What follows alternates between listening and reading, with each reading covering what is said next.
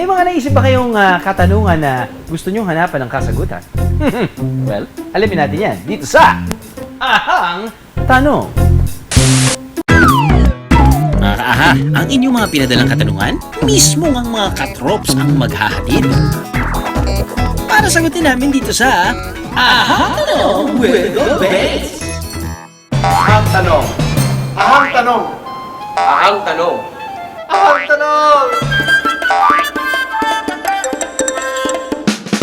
Tanong galing kay Jana Tobias.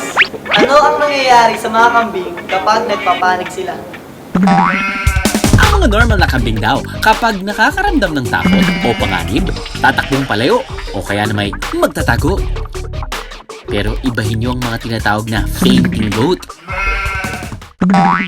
Ang specific uri ng mga goats na to ay tinatawag na fainting goats for a reason. Why? Well, kasi nahihimatay sila kapag nagpapanik sila or nakakaramdam ng takot. Kawawa. So pag natatakot po sila, hindi sila actually, they don't lose consciousness, pero naninigas yung muscles nila and then they fall over. Sandali lang naman, mga 3 to 5 seconds, pero yung fainting goats na yun, kilalang-kilala as yung mga goats talaga na parang... Mga kaaha, ang inyong mga pinadalang katanungan, mismo ang mga katrops ang maghahatid. Para sagutin namin dito sa Ahang Tanong with the Best! Ahang tanong. Ahang tanong. Ahang tanong. Ahang tanong.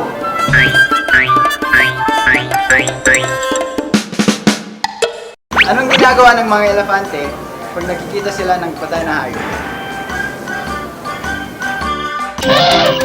Pahabol sa undas ang tanong mga kaaha.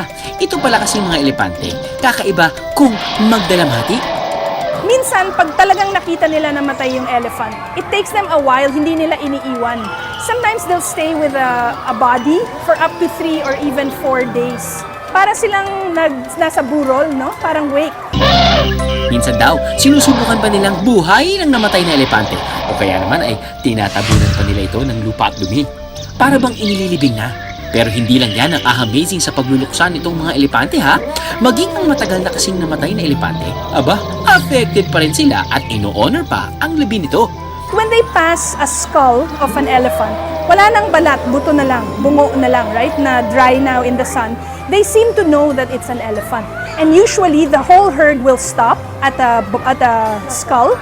And then they nuzzle it with their trunk. Parang they spend a lot of time. Parang when you visit the graveyard, no? In our case, we clean the gravestone, we put flowers. In them, parang they spend time just honoring the dead. Mga kaaha, ang inyong mga pinadalang katanungan, mismo ang mga katrops ang maghahatid. Para sagutin namin dito sa Ahang Tanong with the Best! Ahang tanong. Ahang tanong. Ahang tanong. Ahang tanong. Ahang tanong ni Jenny Ching. Paano ba magpapogi ang mga hayop sa mga nagugustuhan nila? Mga kung akala nyo, ang mga lalaki lang ang nagdada-moves sa mga babae, well, meron din palang mga base sa Animal Kingdom. Ito ang kanilang mga #Hokage moves.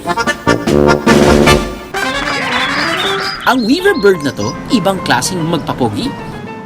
Humahabi o nagwi-weave kasi sila ng mga nest o pugad para sa kanilang nagugustuhan. At kapag napili ng babaeng weaver bird ang gawa nila, ayun, nakuha na niya ang oo ng babaeng ibon. Astig, di ba? Ang mga kambing at baka naman, dinadaan sa pabanguhan ng laban. Ang kanilang ginagamit na babango, ang kanilang wiwi. Medyo ew. Di ba? Pero dagdag pogi point sa kanila yon. But wait, ito pa ang hayop na mas pogi kadiri, ang hippopotamus. The hippopotamus, pag meron siyang gustong babaeng hippopotamus na i-attract, una, ipoposition niya yung sarili niya sa isang place na alam niya nakikita siya ng babae. Para maka-attract ng girl hippo, umihi at dumudumi sila ng sabay. Pagkatapos, iwinawagwag nila ang kanilang buntot para kumalat ang amoy nito. Sa ganong paraan, mabibihag na nila ang puso ng girl hippo na type nila. Ahang tanong. Ahang tanong. Ahang tanong. Ahang tanong. Ahang tanong mula kay Ross Pascual. bakit hindi pwedeng huminga at uminom ng sabay? Teka. Ang hirap gawin yun ah. Alam nyo kasi mga kaaha, ang ating trachea kung saan dumadaan ng hangin at ang ating esophagus, nadaanan ng tubig at pagkain, magkatabi lang. At kapag lumulunok tayo, pansinin nyo, yung dila natin umaakyat at dumidikit sa upper part ng ating bibig. Sige, subukan nyo. At dahil dito, nagsasara ang flap kung saan tayo humihinga. Kaya't hindi natin kayang pagsabayin ang paglunok at paghinga.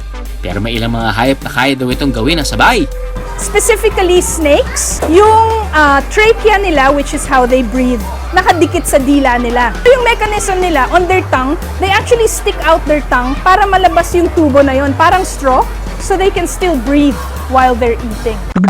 Ahang tanong. Ahang tanong. Ahang tanong. Ahang tanong.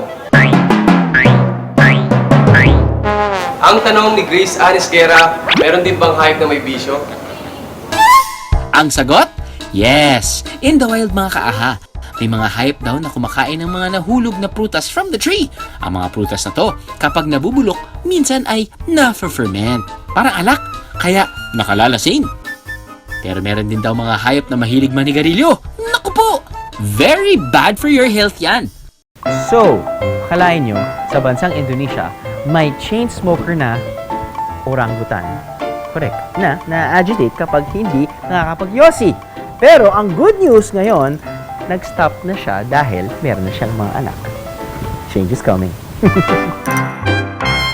Ahang tanong. Ahang tanong. Ahang tanong. Ahang tanong. Galing po ito kay Eliza Evelinosa. Ahang tanong. Nananaginip ba ang mga aso? So, based on a recent study sa Harvard University, ang mga aso nananaginip din. At ang kanilang napapanagipan ay ang kanilang mga amo. Sweet naman. Mananotice mo na minsan kahit tulog, gumagalaw yung paa nila parang tumatakbo. Yung aso ko minsan tumatahol pero tulog, no? So we can imagine na siguro they're dreaming that they're running around or they're barking. Oh my gulay, maraming salamat sa inyong panonood. I mean, every week, parating nandyan kayo. Maraming salamat. Kung gusto nyo pang ma-enjoy, ma-entertain sa mga inyong papanood, don't forget to follow our social media accounts. Huwag niyong kalimutan. Never forget! Laging tandaan, lamang ang may alam. Aha! Oh, boxing na! Boxing na tayo ulit! Oo, sumali ka pa! Sige, oh! Wow, boxing!